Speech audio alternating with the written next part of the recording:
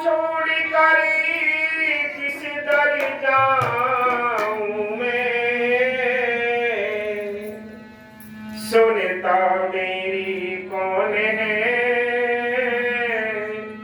किसे सुनाऊं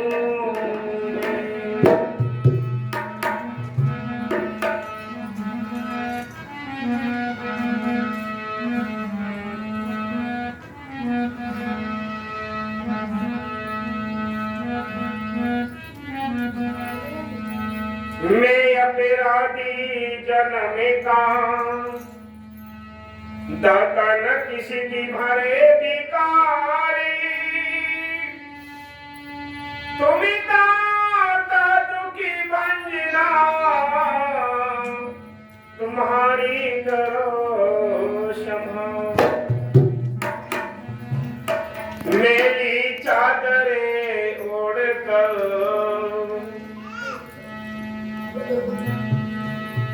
मेरी चादरें ओढ़कर, और कैसे द्वारे आऊं,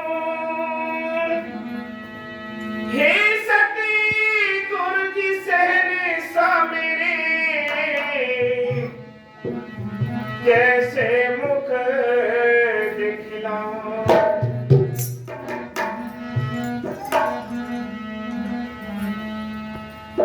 सतगुरु जी मोरी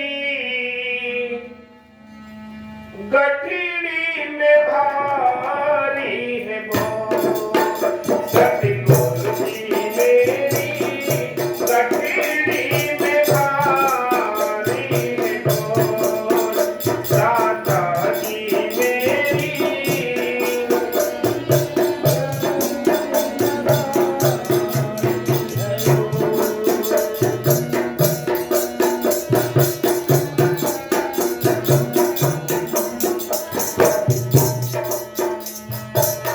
हाथ हथेली पाँव में बेड़ी, हमसे उठे ना हो, हाथ हथेली पाँव में बेड़ी, हमसे चले नहीं हो। सतगुरु जी मोरी गठड़ी में भारी है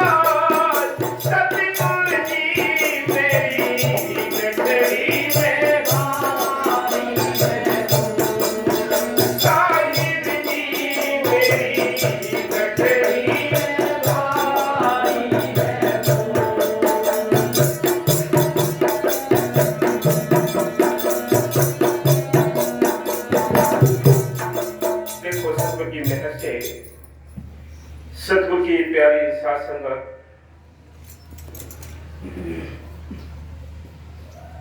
इस संसार में हम सब आए हैं, किस वजह से आए हैं, किस कारण आए हैं, यहां आने का अपना क्या मतलब है। संतों ने हमेशा ये हर एक युग में आकर हम सबको समझाया, नाम जपाया, परमार्थ कराया और अपने घर ले जाने का पूरा हमारे अंग संग रहते हुए सारे बंदोबस्त किए। उस मालिक को संतों के अंदर बैठकर आने का क्या मतलब है। वो मालिक संतों के अंदर बैठकर आता है इस वास्ते जो उसके देश से आत्मा यहाँ आकर काल के देश में फंसी पड़ी है। यहाँ काल के देश का ऋण इतना बढ़ चुका है कि जीव अपने घर जाना भूल चुका है। न इसको ये पता है कि मेरा घर कौन सा है, न ये पता है कि मेरा मालिक कौन है, न ये पता है कि मैं किस रास्ते से अपने घर जाऊं। संत कहते हैं सारे ही ये जितने बार मालिक से मिलने के रास्ते सारे भूल चुका है, क्योंकि काल ने ऐसी मत मार रखी है। ये त्रिलोकी के पिंजरे में हम सब कैद हैं और यही पिंजरा हमें अच्छा लगता है।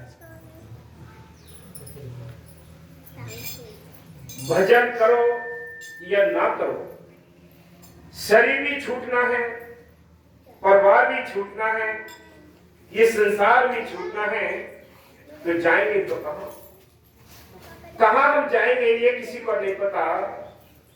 संत आते हैं तो इसको समझाने के लिए आते हैं। वो क्या कहते हैं, वो कहते हैं अपने घर चलो, ये तुम्हारा देश नहीं है। पूर्णता का कवि साहब आए, उन्होंने भी अपने एक शब्द में लिखा है कि चल हंसा सतलोक हमारे, छोड़ो ये संसार हो, ये संसार काल है राजा, कर्म को जाल पसारा हो। यह कर्मों का जाल पड़ा है और कर्मों के ऋण की वजह से हम मान की ओर नहीं बढ़ सकते, आगे हम परमात्मा कदम नहीं सका सकते, इस भक्ति के मैदान में हिम्मत के साथ चल नहीं सकते। ये क्या कारण है? ये कारण है तो हमारे सिर पर जो बोझ है, हमारे सिर पे जो वजन रखा हुआ है, वो वजन हमें आगे बढ़ने नहीं देता। वो वजन कौन सा है? वो वजन है 3 प्रकार के कर्म सबके साथ जुड़े हुए हैं। एक प्रारब्ध कर्म जो हम साथ लेकर आते हैं, एक क्रियामान कर्म जो यहाँ मौके पर करते हैं, ये संचित कर्म जो काल हेडक्वार्टर में रखता है, रिजर्व कोटे में रखता है, वो समय समय पर निकाल कर हमें भुगतने के लिए देता है। संत कहते हैं ये कर्मों की वजह से ही संसार का तमाशा बना हुआ है। ये जो खेल डाला है काल ने, ये कर्मों की वजह से डाला है। हमारे सिर पर कर्म है, सिर पर वजन है, इसलिए हम अपने घर नहीं जा सकते। इस वजन को हल्का करने के लिए, इस वजन को उतारने के लिए वो मालिक अपने संतों को भेजता है। संत जो होते हैं वो उस मालिक के देश के जानकार होते हैं और हम सबको समझाने के लिए आते हैं। वो कहते हैं अपने घर चलो, ये तुम्हारा देश नहीं है। लेकिन कर्म कटाने के लिए क्या करते हैं वो नाम देते हैं, नाम जपाते हैं, अभ्यास कराते हैं, सेवा कराते हैं, सिमरन कराते हैं, ताकि जीव के कर्म हल्के हो जाएं और जीव अपना हल्का होकर अपने घर पहुंच जाए। ये भक्ति का सार है। जितनी हम भाग दौड़ करते हैं, आना जाना करते हैं, भक्ति में कदम रखते हैं, भक्ति में इधर उधर हम ज्यादा दौड़ लगाते हैं, वो केवल कारण यही है कि किसी न किसी तरीके से हमारे कर्म हल्के हो जाएं। कर्म हल्के होने का कारण यही है कि हम अभ्यास करें। जीव को पता नहीं है कि कितने हमारे सिर पर कर्म लदे हुए हैं। कर्मों का ऋण तो हम कितने ही बाहर के जाप ताप पूजा पाठ कर्म धर्म कर ले, इनसे कर्म हल्के नहीं होते। कर्म तो हल्के होते हैं, वो अभ्यास करने से मौके के संतों से नाम मिलता है, उनका हम अभ्यास करें, परमार्थ करें, संतों के दर्शन करें, तब ये धीरे धीरे कर्म हल्के होंगे। जो कर्म हमारे बहुत प्राचीन हो चुके हैं, कितने युगों के युग हम कितनी जूनियों को भोग कर आए हैं, लेकिन फिर भी हमारे कर्म खत्म नहीं हुए। ये कर्म खत्म नहीं हुए, ये कर्म तभी खत्म होते हैं जब हम सारी तरफ से ध्यान और ख्याल हटाकर मालिक को ख्याल रखें, मालिक को अंदर जानने की कोशिश करें।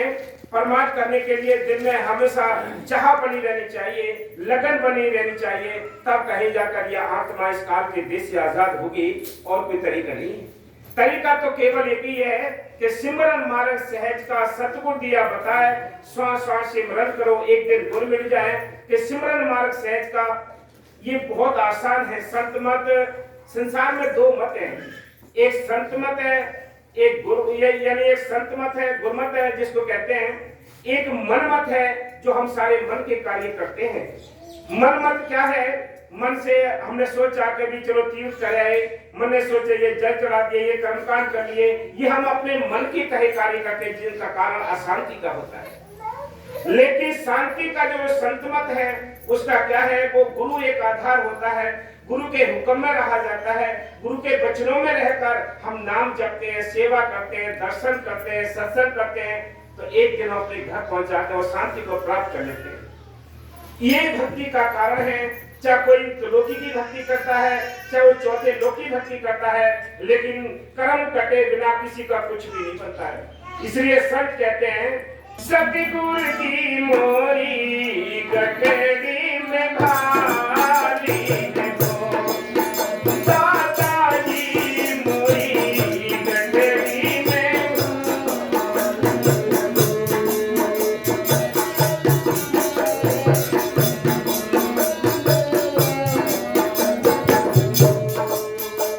क्या करता है? लिखा है कि हम कहीं बाहर काम करने के लिए ख्याल बनाते हैं, यानी ख्याल की चादर हमने फैला दी है।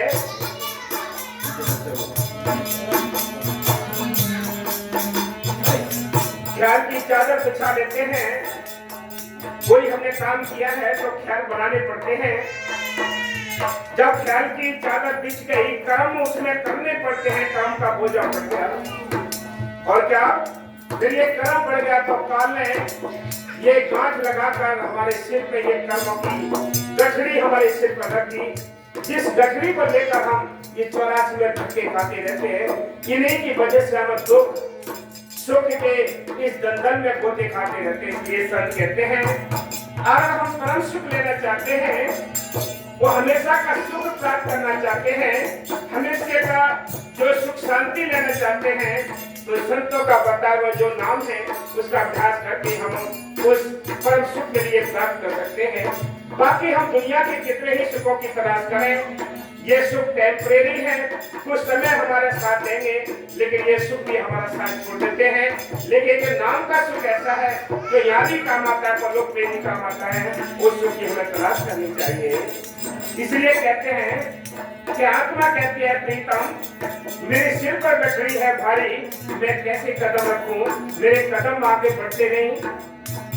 मैं एक जगह ही बैठे बैठे सारा समय बीत रहा है, लेकिन परमात्मा मेरे कदम जो है कमजोर है, पैर कमजोर है, आगे इस मंजिल को तय करने में असमर्थ हूं मैं। इसलिए कहते हैं और क्या,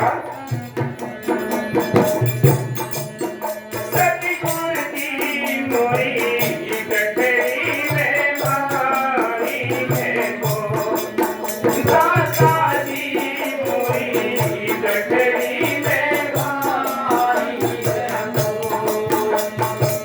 हाथी हाथी गिरी पाँव में मेरी, हाथी हाथी गिरी पाँव में मेरी, खामों से चले नहीं बोले, सतगुर की मोरी गठरी में भारी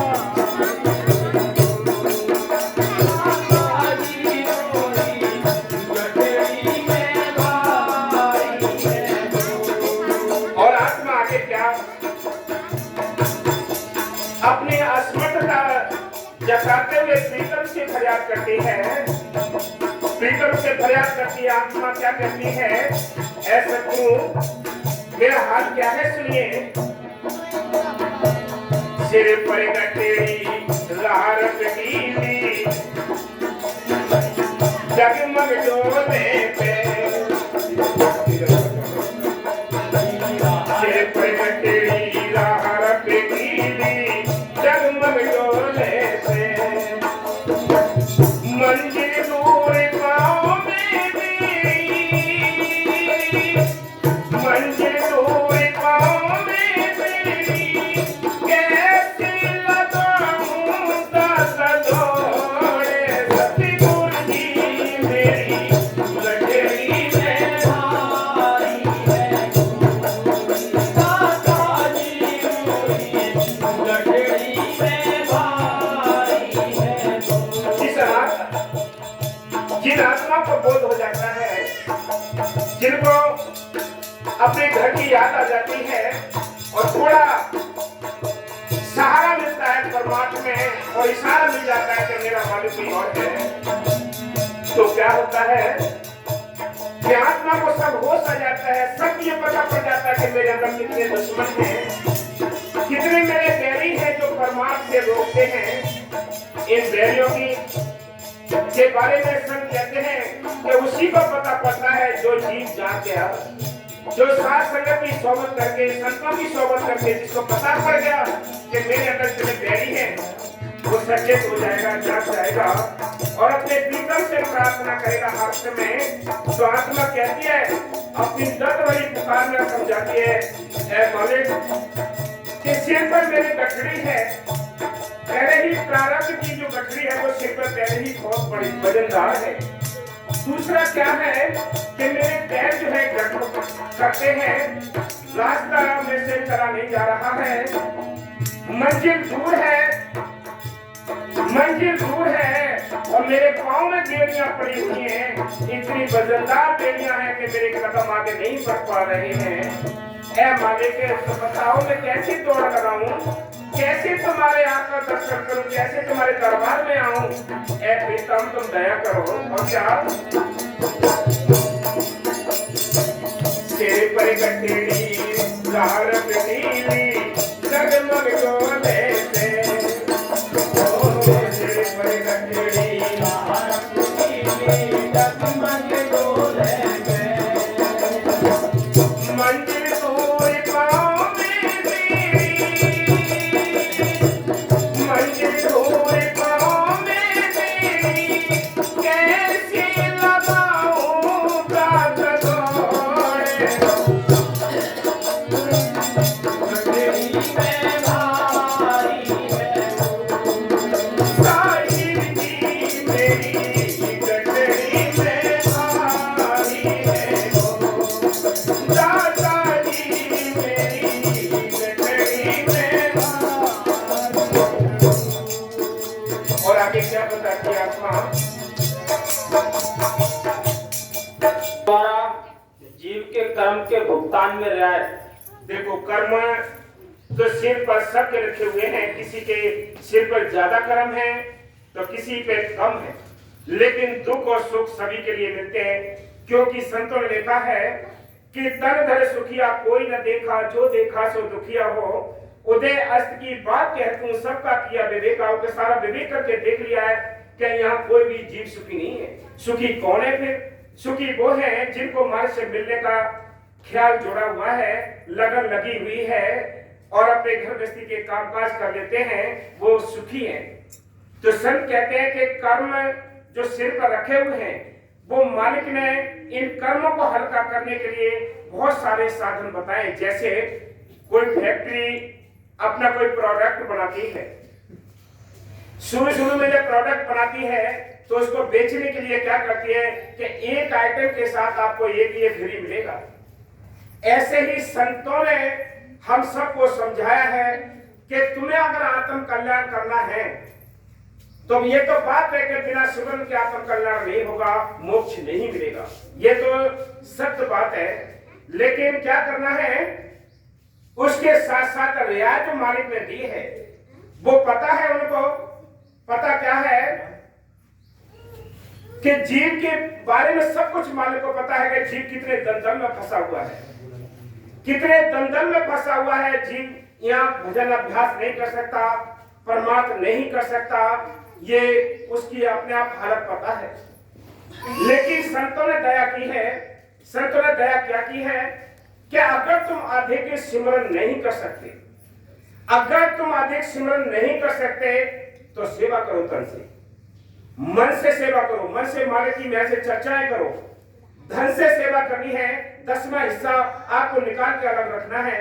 अगर 100 रुपए रोज कमाते हो तो 10 रुपए निकाल कर रखते हैं। ये मालिक ने सुविधाएं दी हैं, एक इनाम के रूप में ये दिए हैं कि अगर तुम्हें अधिक भजन सुमन नहीं हो सकता, अधिक बैठ नहीं सकते, यानी टाइम के अभाव में या शरीर के अभाव में, तो आप अधिक भजन नहीं कर सकते, तो ये इसके साथ साथ ये आप रियायतें करो। ये रियायतें दे रखी हैं, ये रियायतें दे रखी हैं। इसलिए संत कहते हैं कि अगर जीव ये सारे साधन अपनाता है तो कोई माई का लाल नहीं है कि उसको मोक्ष पाने से रोक सके। हमारी सबसे पहले क्या होता है, घाटे का सौदा हम क्या करते हैं कि सबसे पहले हमारा सिमरन छूटता है, सोबत छूटती है, संगत छूटती है, सिमरन छूट जाता है, फिर हम रूके पीछे बंद कर यही टाइम गुजारते हैं। इसलिए संत कहते हैं कि ऐ इंसान तुम सोच लो ये कर्मों का ऋण किस तरह खत्म होगा। ये आज हम अपनी बात नहीं बता रहे, ये संतों के फैसले हैं। बाबा मेरे साथ ही बार बार ये यानी एक साखी है, इसको पढ़ाया करते थे कि देखो वो मालिक संतों के अंदर बैठकर वो किस कदर कर्मों में रियायत करता है, कर्म कटाता है, कैसे कैसे तरीके से। हाँ जी, संत जब सतगुरु के हुक्म से जीव को तो सतगुरु उन जीवों को कर्मों के जाल से छुटकारा दिलाने की जिम्मेवारी अपने संतों के ऊपर। देखो ये फैसला है नहीं कि संतों ने, मालिक ने अपने संतों के अंदर बैठकर जिस जीव के लिए नाम दिया है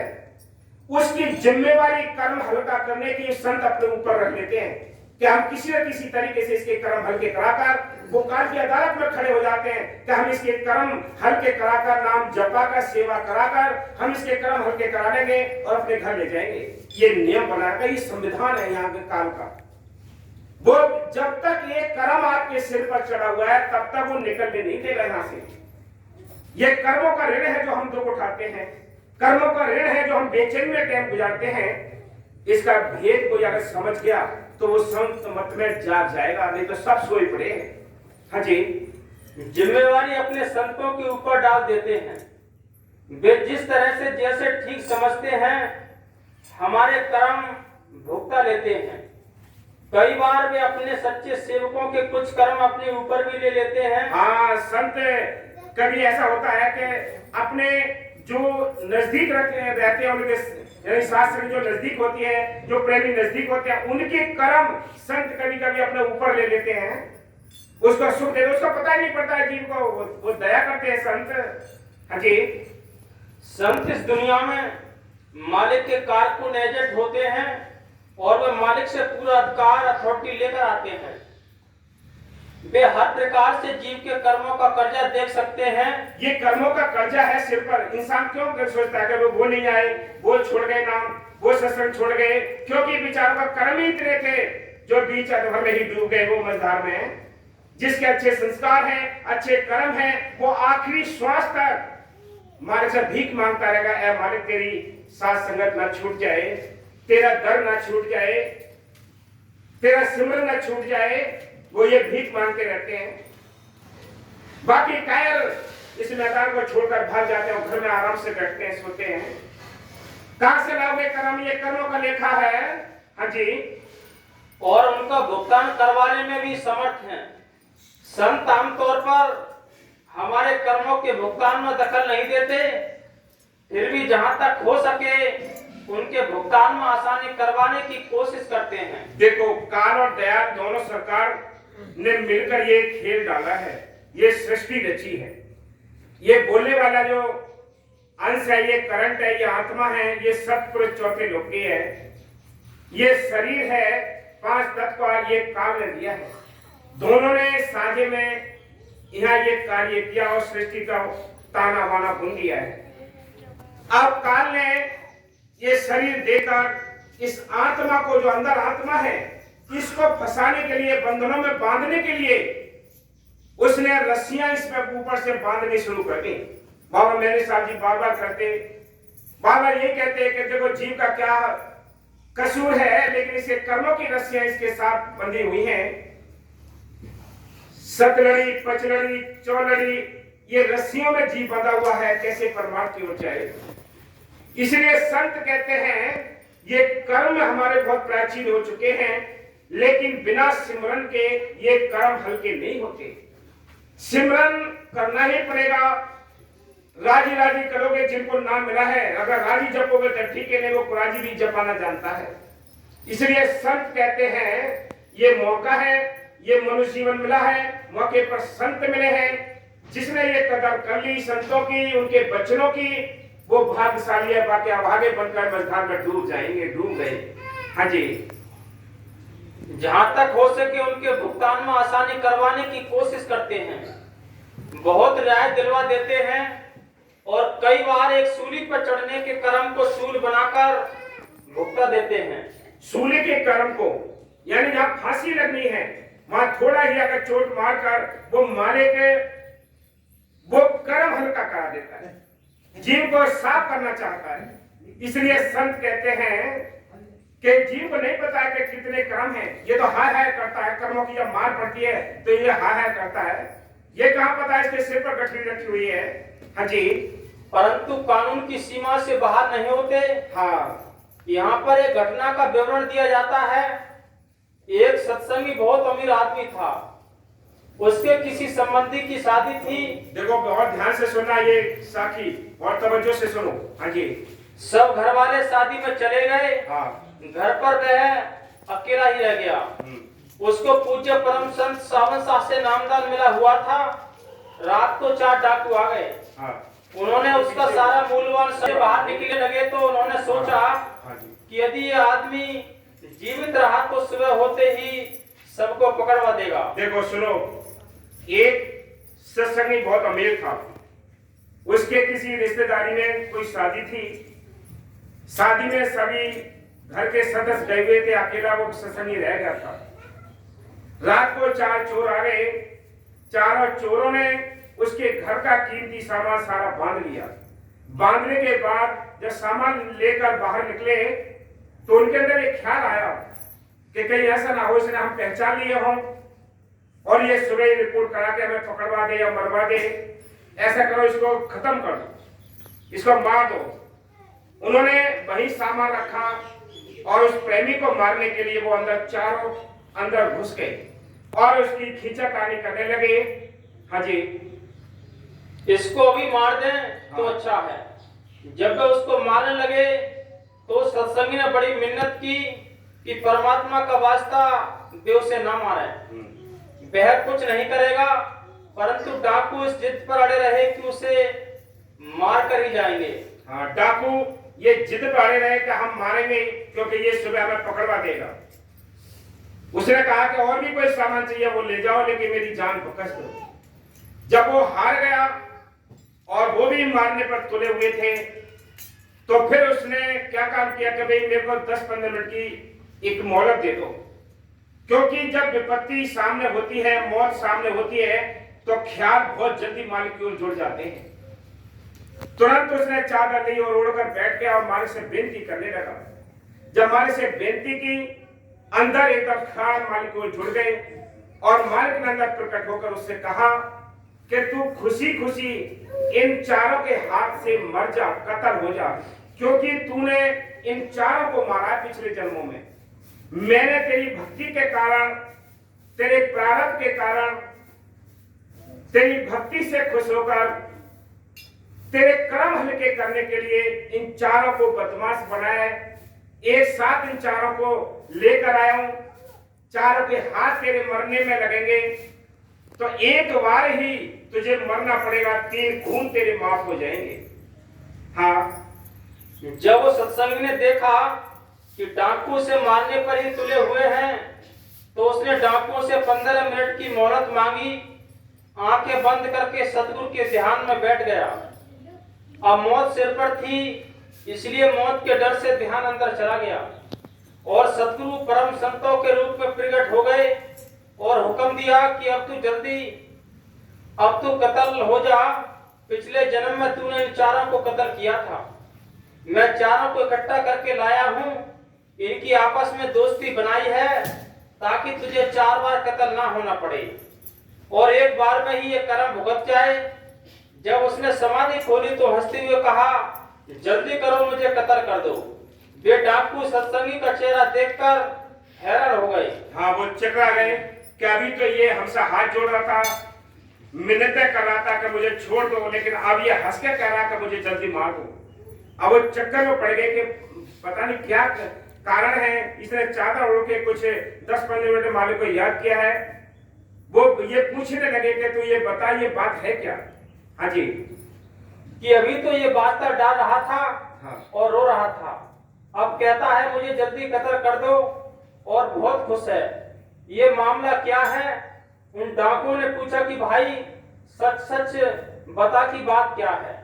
उनके मजबूर करने पर उसने सब बात बताई, जिस पर डाकुओं ने कहा कि 3 हिस्सा तो आपको सद्गुरु ने माफ कर दिया है और 1 हिस्सा हम माफ करते हैं। हाँ, देखो चारों डाकुओं ने उससे जबरदस्ती पूछेगा बात है क्या। अभी तू रो रहा था कि मुझे छोड़ दो, लेकिन अब हंस के कहता मुझे मार दो। तब ज्यादा जिद की तो उस लड़के ने बताया, उस प्रेमी ने बताया कि ऐसे ऐसे बातें मैंने वहां से नाम ले रखा है, हम सतगुरु को मानते हैं। सतगुरु अंदर प्रकट हुए, उन्होंने मेरे के लिए हिदायत किया, क्या तू जल्दी इनके हाथों से मर जा, 3 खून तेरे माफ हो जाएंगे, इसलिए आप मुझे जल्दी मार दो। फिर उन्होंने डाकुओं ने कहा कि भाई अगर 3 खून तेरा सतगुरु माफ कर सकता है तो 1 हम भी माफ कर देंगे, लेकिन अब तू हमें उन संतों के दर्शन करा दे जिन्होंने ये कार्य किया है। तो आप ये देखें कि हम ये दुख और सुख के इन भंवर में गोते खाते हैं, ये हमारे प्रारब्ध रखी हुई है सिर पर। क्रियामान कर्म पर हम रोक नहीं लगाते, क्रियामान कर्म हम करते हैं। नाम भी ले रखा है, कोई भूत प्रेत भी यानी पूजता है, तो देवी देवताओं को भी मानता है, इसलिए हम इन भंवरों में क्रियामान कर्म में भी उलझे हुए हैं। इसलिए संत कहते हैं कि ये कर्मों का जो ऋण खत्म होगा वो होगा तब जब मालिक की मेहर से आपका एक तरफ मालिक की ओर ख्याल होगा, एक लगन होगी, एक तड़प होगी, एक मालिक अंदर बसा हुआ होगा, तब ये कार्य बढ़ेगा, अन्यथा कुछ नहीं बढ़ेगा। इसलिए संत कहते हैं कि मालिक की मेहर से आपका प्रयास करके ऐ प्रीतम, मेरे सिर पर गठरी भारी है, मैं कैसे कदम रखूं आगे, इस मंजिल मेरी दूर है, आप ही दया करो, मुझे हिम्मत बख्श दो, मेरे पैरों में ताकत बख्श दो ताकि तुम्हारे दर पर आ सकूं। हाँ जी, बस। सतगुरु जी मोरी गठरी में भारी है वो, दाता जी मोरी गठरी में।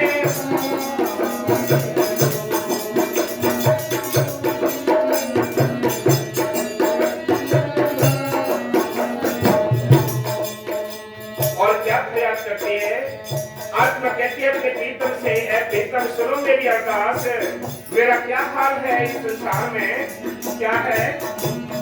एक दुख मेरे सिर पर बोझा तुझे मारे पड़ी, एक दुख मेरे सिर पर बोझा मारे पड़ी, पीछे दुख मेरी रास्ता घेरी, पीछे दुख मेरी रास्ता घेरी, और लगे हैं मेरी जोर, दाता जी मोरी गठरी में भारी है वो, दाता जी मोरी गठरी में। क्या कहती आत्मा, कहती अपने प्रीतम सतगुरु से बेनती करती है, ऐ प्रीतम तो मेरा हाल सुनो, एक तो दुख मेरा पहले ही है कि मेरे सिर पर बोझ लगा हुआ है, एक दुख मेरे सिर पर बोझा, दूजे मार पड़ी, यानी दूजे का दूसरी हालत यह है कि कर्मों की मार पड़ती है। एक तो वजन सिर पर है, दूसरे कर्मों की मार पड़ती है, और तीसरे और क्या है तीसरे ये है कि मेरी जो रास्ता है वो दुश्मनों ने घेर रखी है। काम, क्रोध, लोभ, मोह, अहंकार, मन, माया, इंद्रियां, इन्होंने चारों ओर से मुझे घेर कर बंदी बना रखा है। इसलिए संत कहते हैं कि ये ऐसी हालत में जीव कैसे अपने घर पहुंचे। एक ही रास्ता है, हाथ जोड़ो, दीनता रखो, बेनती रखो। इसलिए मालिक की मेहर से अपने बस की कोई बात नहीं है। मालिक दया करे, जीव तो सिमरन कर सकता है, सेवा कर सकता है, लेकिन हमारा काम है उसके दरवाजे को खटखटाना। दरवाजे को खटखटाते रहोगे, एक दिन जरूर कोई ना कोई अंदर से बाहर आएगा और आपको जरूर अपने ले जाएगा। जब हम यानी दरवाजा खटखटाएंगे नहीं, दरवाजा खटखटाना है सिमरन करना, परमार्थ करना, सेवा करना, संगत की सेवा करना, संतों के दर्शन करना, ये दरवाजे को खटखटाना है। जिसने ये दरवाजा खटखटाना बंद कर दिया तो अंदर से भी बुलाने वाला आराम से बैठ गया। याद रखो, कोई नहीं आपको अंदर ले जाएगा। फिर एक ना एक दिन, 2 दिन, 4 दिन, कितने टाइम लगेगा, आप खटखटाते रहो, जरूर कोई ना कोई आएगा। इसलिए संत कहते हैं कि बाबा मेरे साथ जी भी साफ फरमाया करते थे कि प्रेमी को जितना दुख आ जाए उतना अच्छा है, जितना दुख आ जाए उतना अच्छा है। अब दुख कौन ले बताओ, क्योंकि हम ज्यादा सिमरन नहीं कर सकते बैठकर। संतों ने कहा कि 2.5 घंटे इधर बैठना है, 2.5 घंटे शाम को बैठना है, ये क्लास लगानी है। अब ये काम हमसे होता नहीं, तो संत कहते हैं फिर कर्मों की मार झेलने के लिए तैयार हो जाओ। फिर आपको दुख देकर कर्म कटाने पड़ेंगे, स्वप्न के जरिए कर्म कटाने पड़ेंगे। आप जो संतों ने साधन बताए हैं उनको हमेशा याद रखो, कोई ना कोई साधन आपका बनता रहना चाहिए। चाहे तन की सेवा करो, चाहे धन की करो, चाहे मन की करो, चाहे सूरत की तो बहुत बड़ी बात है, बाद में होती है। लेकिन ये बाहरी सेवाएं आप करते रहोगे तो आपका ख्याल मालिक को जुड़ जाएगा। संतों ने लिखा है, बाबा मस्तानी जी ने अपने वचन में लिखा है कि अगर तुम अधिक मेहनत नहीं कर सकते, अधिक अगर सिमरन नहीं कर सकते, तो अपने डेरे के प्रति प्रेम पैदा कीजिए, अपने साधु संतों के प्रति प्रेम पैदा कीजिए। जब आप डेरे की चिंता रखोगे तो सोते जागते आपको चिंता रहेगी डेरे की, तो आपका ये भी सिमरन बढ़ेगा। इसलिए सिमरन तभी बनता है जब हमारे ख्याल परमात्मा के अंदर होते हैं। अब दुनियादारी के ख्याल हमारे अंदर जुड़े हुए हैं तो कैसे हम मालिक को याद करें। इसलिए संतों ने लिखा है कि मालिक की मेहर से ये कर्म तो सबके साथ है। किसी पर हल्के कर्म है तो ज्यादा सुख भोगता है, ज्यादा बुरे कर्म है तो ज्यादा दुख भोगता है। यही संसार में रहने की रीत है, यही कर्मों का खेत है जो सबको अपना अपना काटना पड़ेगा। इसलिए संत कहते हैं गठड़ी में भारी है दादाजी मोरी गठड़ी में।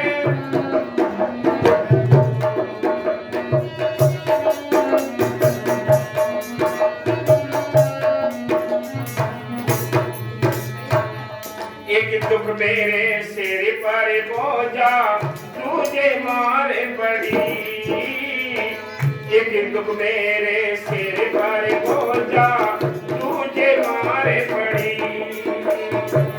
पीछे दुख मेरी रास्ता मेरी, पीछे दुख मेरी रास्ता मेरी, चाहूं और लगे हैं मेरी चोर दादाजी मेरी गठड़ी में भारी है मोरे दादाजी मेरी।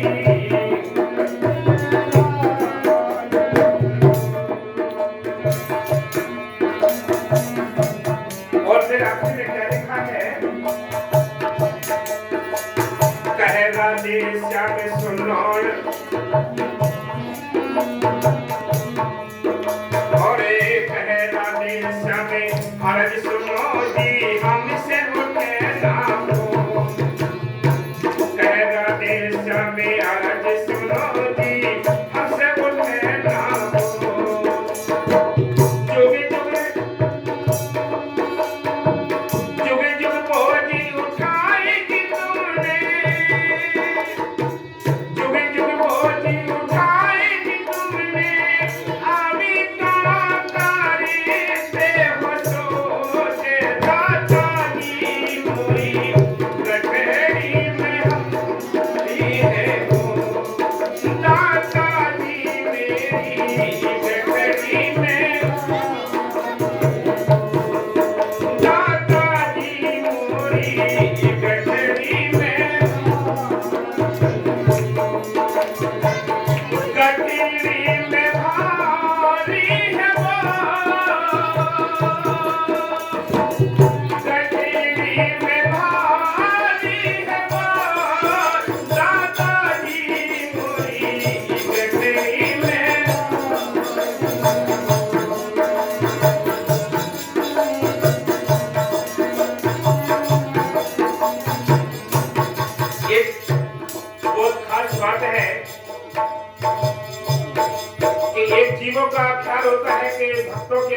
भक्तों के जो जगे हुए जीव होते हैं या नाम लिए होते हैं उनको ही दुख होते हैं।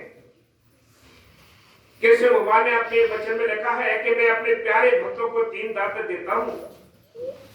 3 दातें कौन सी हैं?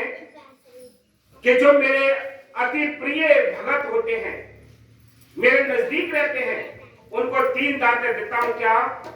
गरीबी, बीमारी और निरादरी। बताओ कौन लेगा इन दांतों के लिए? कोई लेगा? लेकिन फिर भी जो मालिक के प्यारे हैं, जो भक्ति के प्यारे हैं, जो भक्ति यानी करना चाहते हैं, वो इनको झोली फैला कर आराम से लेते हैं और इसमें पूरा टाइम भी गुजार देते हैं।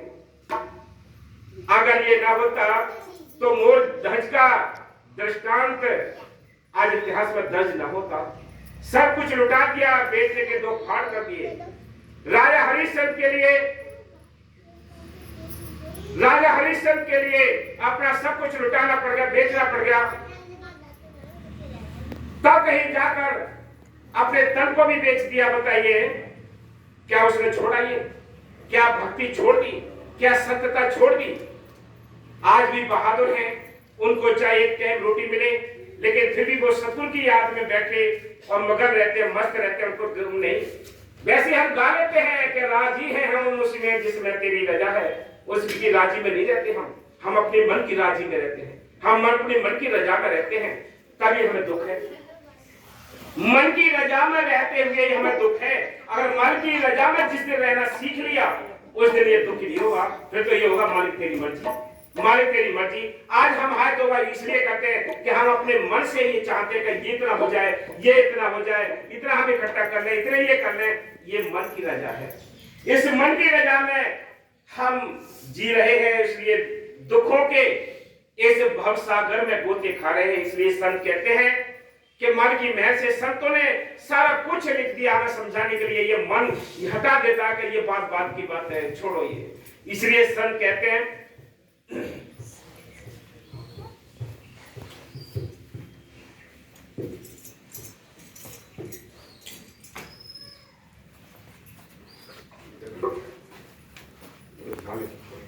तो सच्चा परमार्थी कौन है? समझ लो। और कपटी और स्वार्थी कौन है? कपटी और स्वार्थी कौन है? ये देखो, सुनो। हाँ जी। सच्चा परमार्थी वह है जो कुल काम वास्ते इस मतलब के करता है कि सच्चे मालिक का दर्शन मिले और वह उस पर इस कदर मेहरबान होवे कि निज धाम में वासा देवे ताकि हमेशा का आनंद प्राप्त होवे और आवागमन के सुख दुख से छूट जावे। सिवाय इसके दूसरी चाह इसके अंतर में नहीं है। और कपटी और स्वार्थी और पाखंडी का ये हाल है कि जो काम की वे करें इस मतलब से करें कि जिसमें उनकी मान और प्रतिष्ठा और पूजा होवे। हाँ, बाहर की जो मतलब हम खेल में पड़े हुए हैं, ये बाहर का है, ये मान बढ़ाई चाहता है। हाँ जी। और राज और धन और भोग मिले और सब लोग उनकी स्तुति करें और बड़ा माने, चाहे होवे चाहे स्वर्ग व वैकुंठ और ब्रह्म लोक की, इन दोनों में कुछ बहुत फर्क नहीं है। क्योंकि एक जगह के भोग जल्दी नाश होते हैं और दूसरी जगह के देर बाद, और चाहे कोई स्वर्ग और वैकुंठ और चाहे ब्रह्म लोक में पहुंचे और मिट्टी लोक में रहे, दोनों जगह काल और माया के पेट में है। सच्ची मोक्ष नहीं हो सकती। वह बारंबार जन्मेगा और मरेगा और दुख सुख भोगना पड़ेगा। कृष्ण महाराज ने अर्जुन को इशारा तरफ एक चींटे के करके कहा कि ये बहुत बार ब्रह्मा हो चुका है और बहुत बार इंद्र और इसी तरह और बड़ी गति पा चुका है। अब इस जन्म में चींटा हुआ है। अब समझना चाहिए कि जब ब्रह्मा और इंद्र 84 के चक्कर से नहीं बचे, फिर वह कैसे अमर होंगे और 84 के चक्कर से कैसे बचेंगे? इस वास्ते जो कोई की ऐसे कर्म कर रहे हैं, जैसे होम और यज्ञ और तीर्थ और व्रत और मूर्ति पूजा और 4 धाम परिक्रमा, और जो जीव की भक्ति कर रहे हैं, जैसे भक्ति सूर्य और चंद्रमा की, या गणेश और शिव और विष्णु और ब्रह्मा और शक्ति की, यह अवतार स्वरूप ईश्वर की, उन सब की गति ईश्वर के लोक यानी वैकुंठ से ज्यादा नहीं हो सकती। और ऐसी भक्ति करके अपने अपने उपासक के लोक में यानी सूर्य लोक, चंद्र लोक, स्वर्ग लोक, शिव लोक, विष्णु लोक, शक्ति लोक, ब्रह्म लोक और वैकुंठ लोक वगैरह में पहुंचकर और वहां कुछ अरसे वास करके फिर मृत्यु लोक में जन्मेंगे और फिर 84 के चक्कर में आवेंगे। और जो कोई और छोटे देवताओं की भक्ति कर रहे हैं उसका तो कुछ जिक्र ही नहीं है। वह तो इसी मृत्यु लोक में उसका फल पाकर यानी कुछ माया का सामान या सिद्धि और शक्ति हासिल करके फिर 84 के चक्कर में आवेंगे। बस